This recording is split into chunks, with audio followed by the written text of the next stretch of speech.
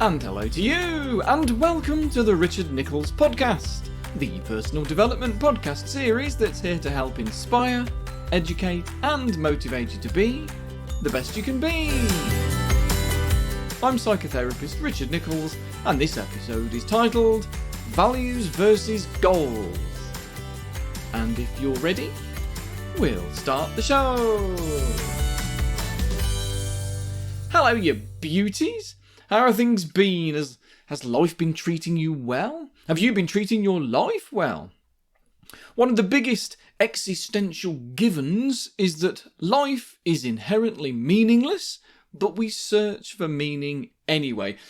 And I will remind you that I made an episode about meaning back in 2019. It's a public episode, so it's out there for everyone to listen to, and my take on finding meaning in our life has always been about living by your values rather than just goal setting. If you listen to a lot of personal development podcasts and read a lot of self-help books, you'll hear people talk about goal setting as being the most important thing for growth. I hear people say that if you don't have any goals, then you don't have any direction, that sort of thing. And that's very absolute. And I don't like absolutes. We're humans. We're not Meccano sets that need these rigid rules to follow, otherwise things don't work right and cogs don't turn. We're all different. I'm a glaring example of that. I got more quirks and unpredictable eccentricities than a box of frogs. I'm a therapist, and even I don't know what I'm going to do next quite often. And it's okay if you don't either. We're not doing life wrong if we don't have a specific goal we're working towards. Instead, it can be more appropriate to live by your values rather than by your aims, if that makes sense. Often I'll ask people about their values and they'll say things like, I want to own my own home, I want to lose 10 kilos, I want to go on holiday every summer, those sorts of things. And those aren't values. They're things to aim for. They're goals. Goals are fine, but if you're looking for meaning in your life, then you need more than goals. Otherwise, if we're prone to depression, we can easily slip downhill, you see. I meet a lot of people who feel that their life is meaningless despite their goals, because they feel that the life is empty. And it's often because they're not aware of their sense of self. They don't know themselves, their likes and values, their preferences and opinions. Getting to know ourselves and our values is more important than goals, I think. Because what if we reach our goal and we're pleased with ourselves, proud and satisfied? That feeling doesn't last. But if you think that working towards goals is the meaning of your life, then if you're not careful, you'll just keep on pushing for more and never appreciate what you have in the first place.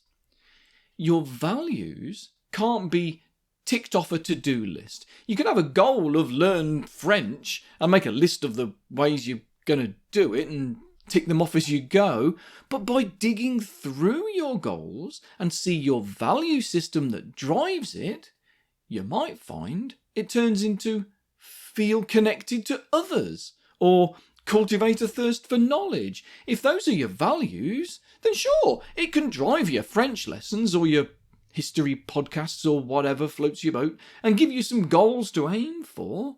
But it also helps you to feel good about the whole process of learning French or whatever, because you can feel good even if you haven't achieved your goals, your targets. Because the way you feel is value-driven, not goal-driven. Does that make sense? Human values are quite abstract, aren't they? They're just a concept or a philosophical approach. So I think when we try to think about our values to help guide our life, we can get a bit stuck. Without the in-depth thinking, my values would be, well, I just want to make people happy, or I want to be kind. Again, they're not values. They're goals, wishes, desires. Now, that has become part of my personality, part of who I am, and whether that's nature or nurture, who really knows? A psychoanalyst could dig through people-pleasing and look for insecurities in childhood, probably. But understanding that wouldn't turn me into a dick. more understanding of why we do what we do and want what we want isn't going to stop us from wanting those things if they're harmless. We don't go back to factory settings and become self-obsessed and selfish toddlers all over again. So if you do some thinking about who you are and what drives you, don't worry if you don't like the answers. If wanting people to be happy comes from a long forgotten sense that if they're not, then it's your fault because you're defective in some way, then understanding that won't mean you no longer care whether people are happy or not. But what it would do is help you to put that feeling in perspective and save it for the right time and place. It can still drive your life. Maybe you become a therapist, maybe you become a stand-up comedian, or maybe you're just a good listener, an understanding friend. You can still keep your values, but with the drives in the right place, you can let go of any anxiety about what motivates you. And if you come up against any things in your life that challenge those drives, for some reason, it's not so world-shattering because you still keep the meaningful part of those drives. And what I mean by that is that if your values are like a compass that points you in the right direction, if you get knocked off course by something, even big things like losses, grief, you don't lose your meaning. With your values in mind, even if crappy things happen to you, life doesn't seem so pointless, so meaningless. If you value connections to others and deep relationships, then splitting up from your partner is still going to be painful and may knock you off course a bit. But when you're aware of your values, it's much easier to carry on living your life by those values of experiencing closeness to others and emotional intimacy. You know deep down that you're going to be okay. But if you were living in a goal-driven way, then that value of connections to others and deep relationships wouldn't be noticed. And instead, it could have been turned into, I must have 1,000 friends on Facebook, or I must be married. You might have set the wrong goals, and if you don't reach them, then you can get thrown off course without a compass to guide you anywhere. Your values don't change, you see, even if your life does. And that bit of stability, that can help you feel more resilient. Not only that, but when your life tallies up with your values, you'll find more pleasure in the goals that you do set. Like good old Anne Puddicombe said about constantly climbing the ladder of success. She was a Welsh author in the 1800s, went under the pseudonym of Alan Rain. She apparently said, "You may get to the very top of the ladder and then find it has not been leaning against the right wall." Often quoted. If you understand your value system well, you can align your goals with it. So if you do climb a ladder, you've climbed the right one. So how do you figure out your values? Well, thanks for asking. You start by simply going through your experiences, looking for the ones that made you happy. Could be work related, could be in your personal life, doesn't matter. You're just looking for those times when you were at your happiest to figure out what it was about it that did the trick. Who were you with?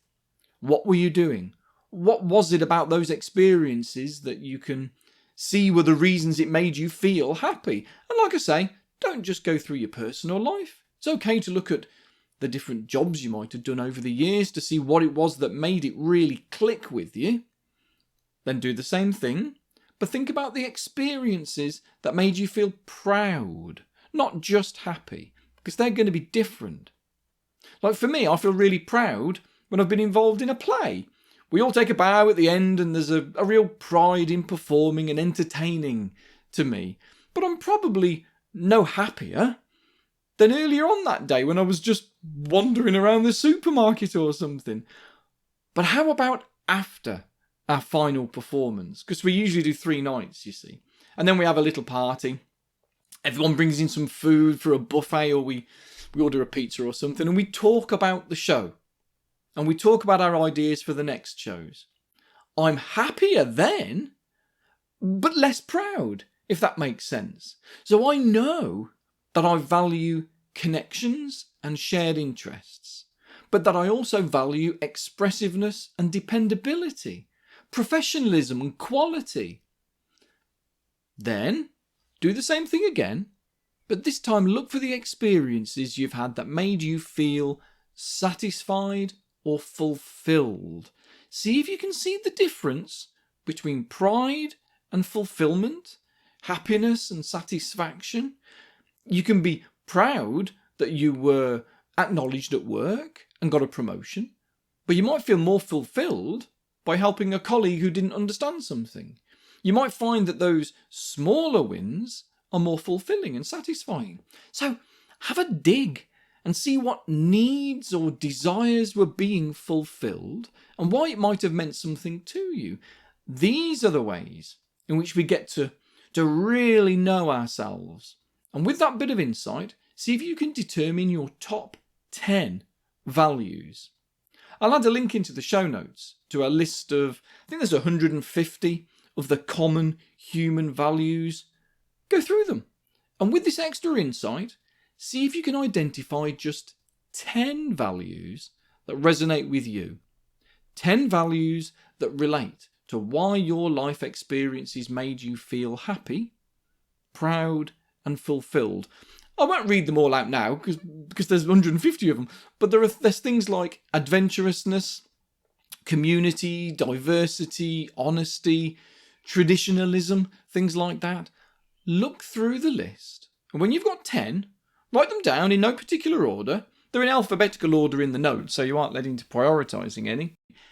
And this is where you really need to dig into yourself. This is where you'll go away and come back after a lot of thought, maybe, because 10 is too many. Sure, you've got to know yourself a little bit better, maybe a lot better, but when it comes to making decisions in life, we want to really know our core values that give us our compass, so we know which way to go when we're not sure.